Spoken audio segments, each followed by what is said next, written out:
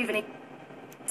And it's not had such a Ireland has become the first country to allow same-sex marriages after the people voted through a referendum to legalize same-sex marriage.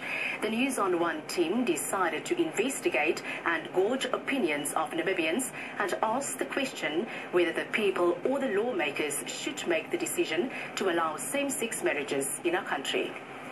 A historic and resounding yes to same-sex marriage by Irish voters has made the country the first to approve same-sex marriages by popular vote. In 2008, the International Gay and Lesbian Association estimated that approximately 38 African countries have outlawed homosexuality. I think at this point in time, the lawmakers are the people's representatives, and I think it's important for us to reflect on it.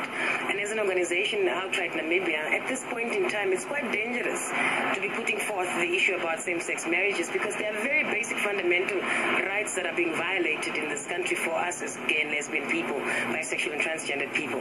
So at this point is the issue about the right to access to services and the right to be able to access the justice services, and for us to be able to also have the right to information.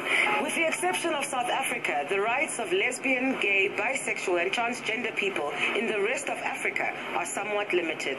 Point in time, police stations, healthcare services are bringing out their personal prejudice and making our lives miserable. And I think same-sex marriages should be on the agenda, but it's not a priority for us in the movement right now.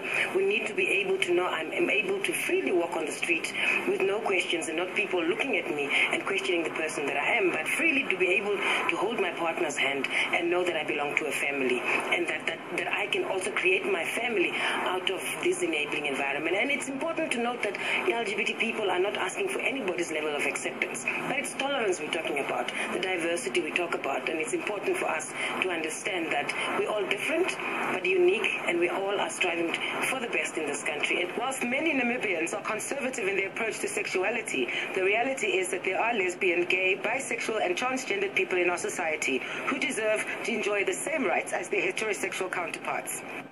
We would love to hear your opinion and would like to encourage you to participate in our poll question that will be aired later on in the bulletin. For the News on One, I'm Erica Gebhardt. Universal